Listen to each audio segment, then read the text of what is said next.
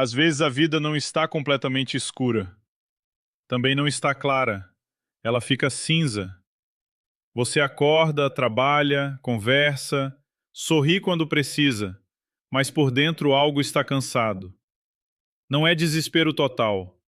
É aquele cansaço silencioso de quem está sobrevivendo, não vivendo. Você diz, está tudo bem, mas sabe que não está. Sabe que está apenas aprendendo a andar no escuro, tateando, esperando não tropeçar de novo.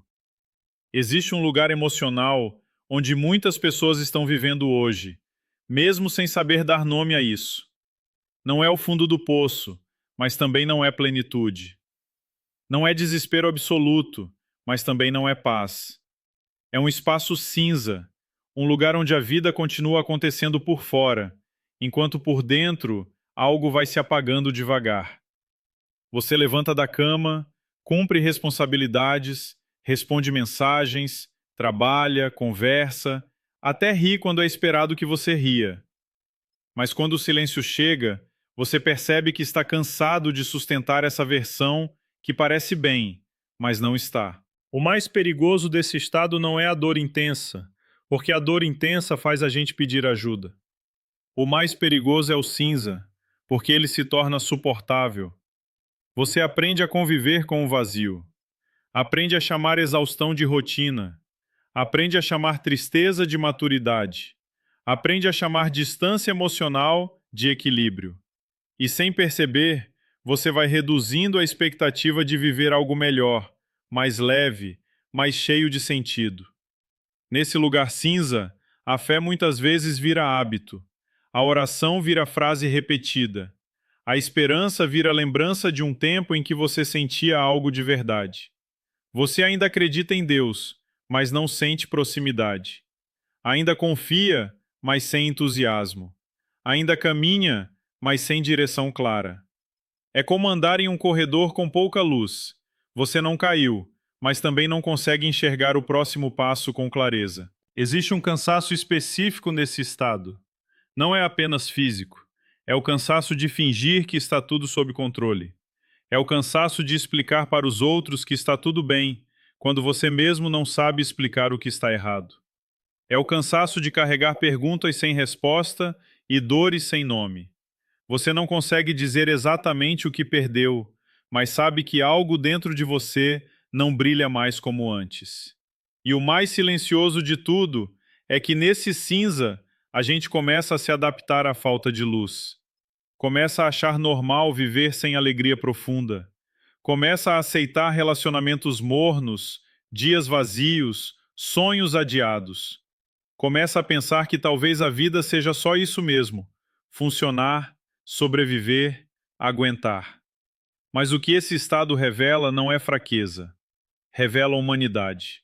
Revela que algo dentro de você foi criado para mais do que apenas existir.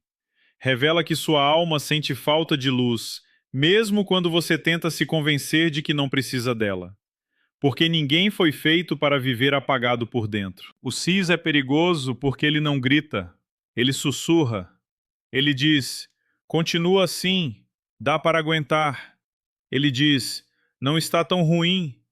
Ele diz: depois você resolve. E enquanto isso, a vida vai passando sem cor, sem presença, sem profundidade. Mas reconhecer esse lugar já é um ato de coragem.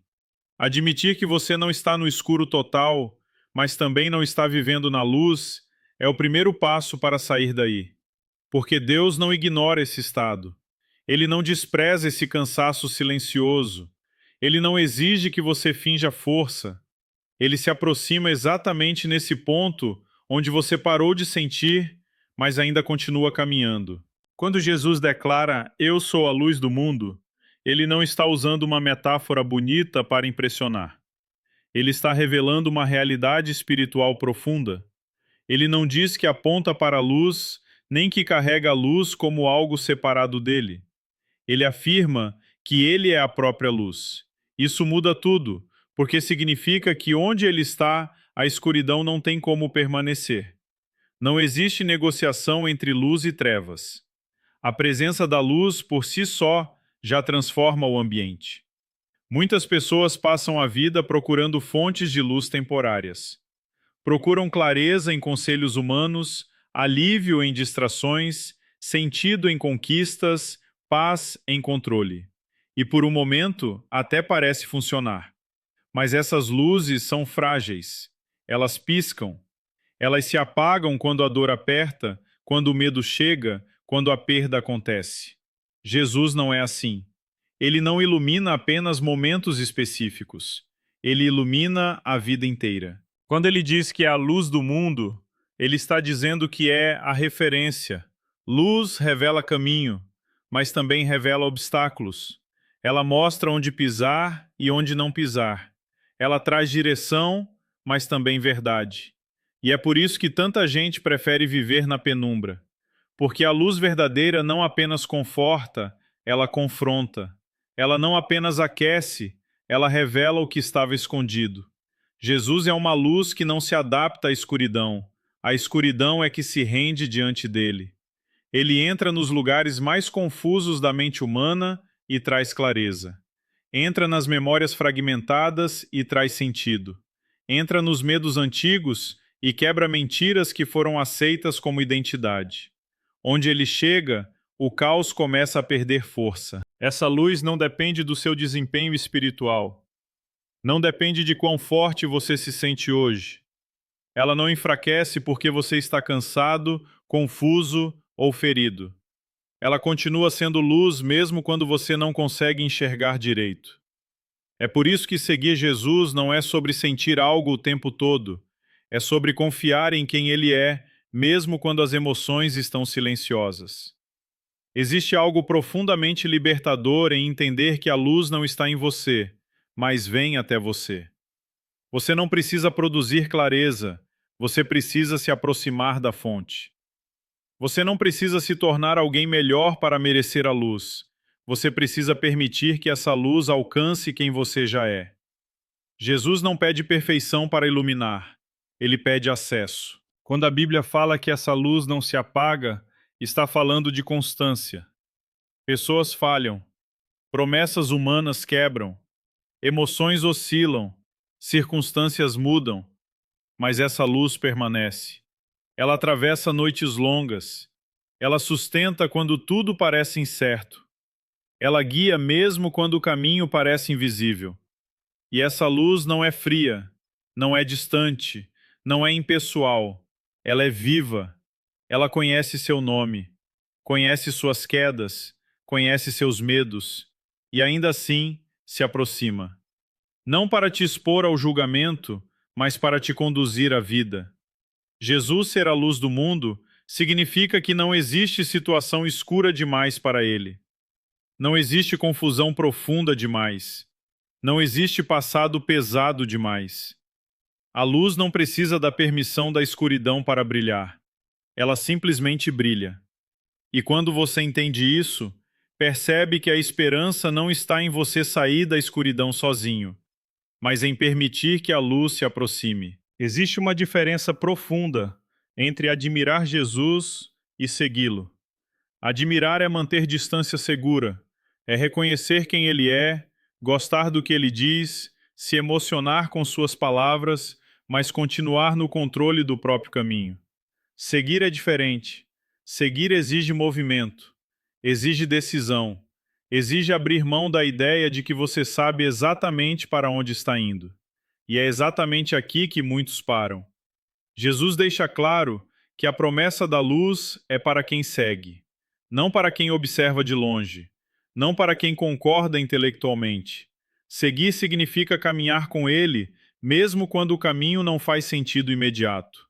Significa confiar na direção da luz quando seus olhos ainda não conseguem enxergar o final da estrada. Muita gente quer a luz sem o seguimento.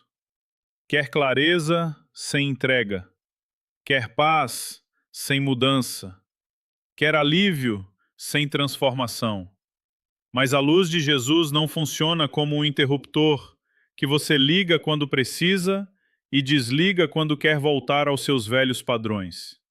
Ela é um caminho, e caminho exige passos contínuos.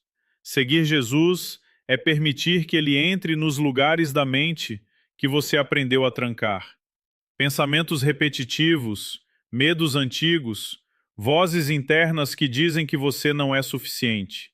É permitir que ele caminhe com você por áreas onde você se acostumou a andar sozinho, carregando pesos que nunca foram feitos para você sustentar. Esse segmento também confronta, porque a luz não apenas mostra o caminho certo, ela revela os desvios. Ela expõe hábitos que você justificou, atitudes que você normalizou, relacionamentos que te afastam da vida. E não porque Jesus quer te controlar, mas porque Ele quer te conduzir para algo maior do que você está vivendo agora. Seguir é aceitar que nem toda decisão será confortável, mas será correta. Que nem todo processo será rápido, mas será necessário. Que nem toda renúncia fará sentido imediato, mas produzirá vida. A luz não elimina o processo, ela te guia através dele. Existe um medo real de seguir, porque seguir significa perder certas versões de si mesmo. Versões que sobreviveram, mas não viveram. Máscaras que protegeram, mas também isolaram. Padrões que deram sensação de segurança, mas roubaram liberdade. A luz pede que você confie o suficiente para deixar essas coisas para trás. Seguir Jesus não é caminhar sem dúvidas, é caminhar apesar delas. Não é ausência de medo, é presença de confiança. Não é ter tudo resolvido, é escolher continuar mesmo quando algumas respostas ainda não chegaram. A luz não promete explicar tudo, mas promete não te deixar andar perdido. E há algo poderoso nisso, porque quando você segue, você não carrega mais o peso de decidir tudo sozinho. Você aprende a ouvir, aprende a pausar, aprende a discernir. A vida deixa de ser uma sucessão de reações e passa a ser um caminho conduzido. A promessa é clara: quem segue não anda nas trevas. Isso não significa que não haverá noites. Significa que a noite não define mais a direção. A luz se torna referência. A presença se torna guia. E mesmo quando você tropeça, você sabe para onde olhar. A escuridão mais perigosa raramente é aquela que chega de forma óbvia. Normalmente ela não se apresenta como caos, desespero ou ruptura imediata. Ela chega de maneira sutil, quase educada. Ela se infiltra nos pensamentos, nos comportamentos e nas emoções, até se tornar parte da rotina. E quando percebemos, já estamos convivendo com ela como se fosse algo normal. Essa escuridão aprende a usar máscaras. Uma das mais comuns é a ansiedade normalizada. Não aquela ansiedade que paralisa, mas aquela que mantém a mente sempre acelerada, sempre preocupada, sempre antecipando problemas. Você chama isso de responsabilidade, de cuidado, de maturidade. Mas no fundo, é um coração que desaprendeu a descansar. É uma mente que vive em alerta constante, como se algo ruim estivesse sempre prestes a acontecer. Outra máscara frequente é a solidão aceita. Não a solidão física, mas aquela sensação de estar cercado de pessoas e ainda assim se sentir sozinho. Você aprende a conviver com ela. Diz a si mesmo que faz parte da vida adulta, que ninguém entende ninguém completamente. E assim, pouco a pouco, você para de se abrir, para de pedir ajuda, para de permitir que alguém te conheça de verdade. Existe também a raiva disfarçada de autoproteção. Você diz que ficou mais firme, mais direto, menos tolerante. Mas o que aconteceu na verdade foi que você se fechou para não se machucar de novo. A raiva passa a ser um muro. Ela te protege da dor, mas também te impede de sentir amor, alegria e conexão profunda. E há o desânimo disfarçado de cansaço. Você acredita que está apenas sobrecarregado, que tudo melhora quando as coisas se acalmarem. Mas o tempo passa e o peso continua. Não é só falta de energia física, é a perda gradual da esperança. É acordar sem expectativa. É cumprir tarefas sem propósito. É viver no automático. O problema dessas formas de escuridão é que elas não parecem pecado, não parecem crise, não parecem urgência. Elas parecem razoáveis, justificáveis, socialmente aceitáveis. E exatamente por isso, elas permanecem. Elas não nos empurram para fora do caminho de uma vez. Elas nos fazem andar mais devagar, mais pesados, menos atentos à luz. Com o tempo, essas sombras sutis começam a moldar decisões. Você passa a escolher o que é mais seguro, não o que é mais vivo. O que dói menos, não o que cura mais. O que exige menos entrega, não o que produz transformação. E sem perceber, a vida vai perdendo cor, profundidade e sentido. A escuridão sutil também distorce a percepção de quem Deus é. Você ainda acredita, mas passa a enxergá-lo como distante. Ainda ora, mas sem expectativa real. Ainda caminha, mas sem paixão. A fé vira manutenção, não relacionamento. Sobrevivência espiritual, não vida abundante. Reconhecer essa escuridão exige honestidade. Exige parar de chamar de normal aquilo que está roubando sua paz. Exige admitir que algo não está certo, mesmo que não esteja tudo errado. E essa consciência não é condenação, é convite. Porque a luz de Jesus não expõe essas sombras para acusar, mas para libertar. Ela revela o que foi disfarçado para que possa ser tratado. Aquilo que é nomeado perde força.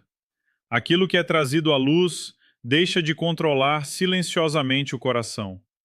Existe um motivo pelo qual tantas pessoas evitam a luz. Não é porque elas amam a escuridão, mas porque sabem, mesmo que de forma inconsciente, que a luz revela. A luz não negocia com o que está escondido. Ela não passa por cima, não ignora, não finge que não vê. Ela mostra. E para quem passou anos aprendendo a sobreviver escondendo feridas, isso assusta. Muitos aprenderam desde cedo que mostrar dor é sinal de fraqueza. Então criaram defesas, criaram discursos prontos, criaram versões de si mesmos que funcionam bem em público, mas que sangram em silêncio. A luz ameaça essas construções, porque ela expõe aquilo que foi cuidadosamente trancado. Medos antigos, culpa não resolvida, vergonha acumulada, feridas que nunca tiveram espaço para cicatrizar. Por isso, fugir da luz parece mais seguro. Manter tudo organizado por fora, enquanto o caos fica guardado por dentro, parece uma forma de controle. Mas o que não é trazido à luz não é curado, apenas é administrado. E administrar dor não é o mesmo que ser livre dela. É apenas aprender a conviver com o peso. A luz de Deus não revela para humilhar, ela revela para curar. Existe uma diferença profunda entre exposição que fere e exposição que liberta. A primeira aponta o erro e abandona. A segunda ilumina a ferida e permanece presente durante o processo de restauração. Deus não chama você para a luz para te envergonhar, mas para te libertar do que está te aprisionando. Quando algo é exposto diante de Deus, perde o poder de operar no segredo. A vergonha se alimenta do silêncio, o medo cresce no escuro, a culpa se fortalece quando não é confrontada pela verdade. A luz quebra esse ciclo. Ela não nega a realidade da dor, mas redefine seu significado. Aquilo que você achava que te definia passa a ser algo que Deus está tratando. Muitos confundem exposição com condenação, mas em Deus exposição é cuidado. É Ele dizendo: eu vejo isso, e mesmo assim estou aqui. É a permissão para parar de fingir, parar de sustentar máscaras, parar de carregar sozinho aquilo que nunca foi feito para ser carregado sem ajuda. Existe um descanso profundo quando você decide não fugir mais da luz. Um descanso que não vem porque tudo foi resolvido, mas porque tudo foi entregue. Você não precisa explicar tudo de uma vez. Não precisa entender tudo imediatamente. Precisa apenas permitir que a luz comece a entrar. A cura acontece em camadas, aos poucos, no ritmo da graça. A luz revela o que você consegue lidar hoje, não tudo de uma vez. Deus não invade, Ele convida. Ele não força portas, Ele espera permissão. E cada vez que você permite um pouco mais de luz, um pouco mais de liberdade se estabelece. Trazer as áreas escondidas à luz também redefine sua identidade. Você deixa de se ver apenas como alguém quebrado e passa a se reconhecer como alguém em processo de restauração. A ferida deixa de ser quem você é e passa a ser algo que está sendo curado. Fugir da luz mantém você preso ao passado. Permitir a luz te move para o futuro. Não porque a dor some instantaneamente, mas porque ela deixa de governar suas decisões. A luz não apaga a história, mas transforma o significado dela. Quando a luz de Jesus entra, ela não ilumina apenas o caminho à frente. Ela começa de dentro para fora. Ela alcança primeiro a mente, aquele lugar onde pensamentos se repetem, onde memórias se acumulam, onde mentiras antigas tentam se passar por verdade. Muitas batalhas não acontecem no exterior, acontecem ali, no silêncio da mente. E é exatamente ali que a luz começa a operar. A mente que vivia confusa começa a encontrar clareza. Não porque todas as respostas aparecem de uma vez, mas porque o ruído diminui. A luz não elimina perguntas, mas acalma o coração o suficiente para que elas não controlem mais tudo. Pensamentos que antes giravam sem parar começam a perder força. A ansiedade deixa de ser a voz dominante. A verdade passa a ocupar espaço. Com a mente sendo tocada, a identidade começa a ser restaurada. Durante muito tempo, você pode ter se definido pelo que viveu, pelo que perdeu, pelo que fizeram com você. A dor virou rótulo, o erro virou nome, a rejeição virou referência. Mas quando a luz entra, ela lembra quem você é antes de tudo isso. Filho amado, filha amada. Não pelo que faz, não pelo que acerta, não pelo que entrega, mas pelo relacionamento. Essa restauração da identidade muda a forma como você se enxerga e, consequentemente, a forma como você se relaciona. Pessoas que vivem com identidade ferida se relacionam a partir da carência, do medo de abandono, da necessidade de aprovação. A luz cura esse lugar.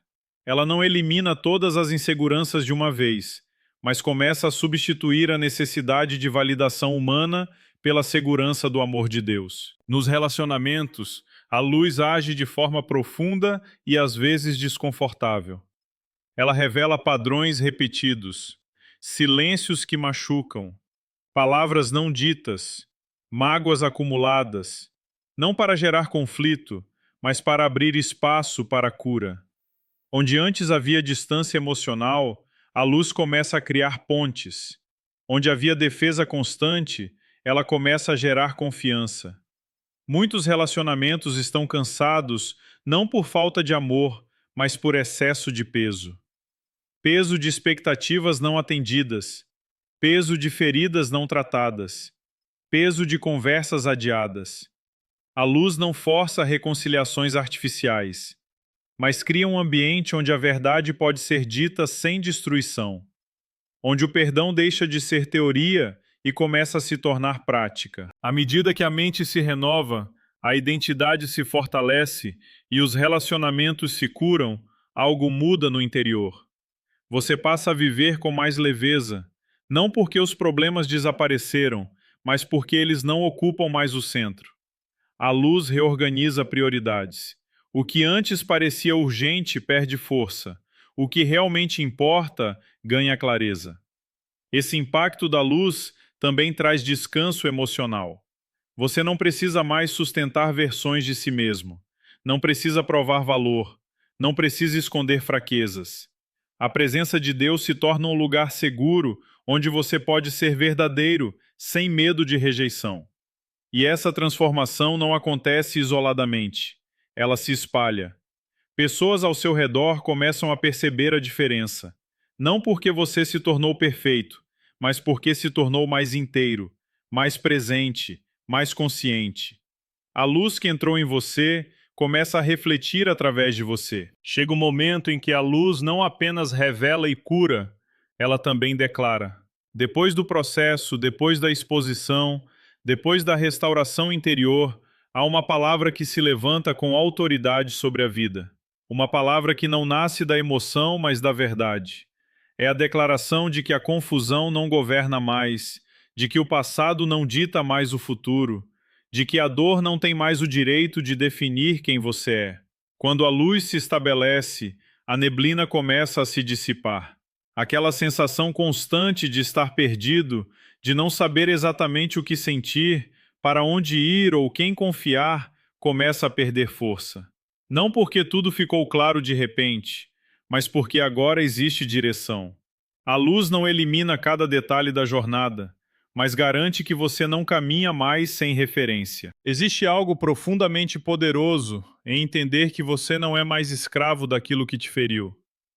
Escravidão não é apenas estar preso a algo visível, é viver reagindo a memórias, a culpas, a medos antigos. É permitir que experiências passadas continuem tomando decisões no presente. A luz quebra esse ciclo. Ela não apaga a história, mas retira o poder que ela tinha sobre você. Essa declaração de liberdade não ignora a realidade da dor, mas redefine a autoridade dela. A dor deixa de ser senhor e passa a ser testemunha. Ela conta que algo aconteceu, mas não determina quem você se tornou. A culpa perde o direito de acusar. O erro perde o direito de condenar. A vergonha perde o direito de silenciar. Caminhar sob a direção de Deus não significa ausência de desafios, significa presença de propósito. Você não anda mais reagindo ao acaso, mas respondendo à direção. Suas decisões começam a nascer da paz, não do medo. Suas escolhas deixam de ser tentativas de autoproteção e passam a ser passos de confiança. Há também um novo senso de responsabilidade que nasce com essa liberdade. Não a responsabilidade pesada de quem precisa acertar tudo, mas a responsabilidade madura de quem sabe quem está guiando o caminho. Você aprende a ouvir antes de agir. Aprende a discernir antes de reagir. Aprende a confiar mesmo quando não entende tudo.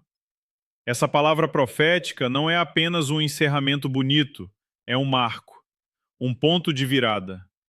Ela diz que o ciclo mudou, que aquilo que antes se repetia sem explicação, agora perde força, que padrões antigos estão sendo quebrados, que a história não termina onde a dor começou. Viver na luz é aprender a caminhar com consciência. É saber que mesmo nos dias difíceis, você não está sozinho nem perdido. É ter a certeza de que existe uma mão firme conduzindo cada passo, mesmo quando o terreno parece instável. Essa liberdade também gera esperança renovada. Não uma esperança ingênua, mas uma esperança enraizada. Uma esperança que sabe que Deus não promete atalhos, mas promete presença. Não promete ausência de noite, mas promete luz suficiente para atravessá-la. No final, a declaração é simples, mas profunda. Você não pertence mais ao que te machucou. Você pertence àquele que te chamou para a luz. E esse chamado não é apenas para sair das trevas, é para viver de forma diferente, com direção, com identidade, com propósito.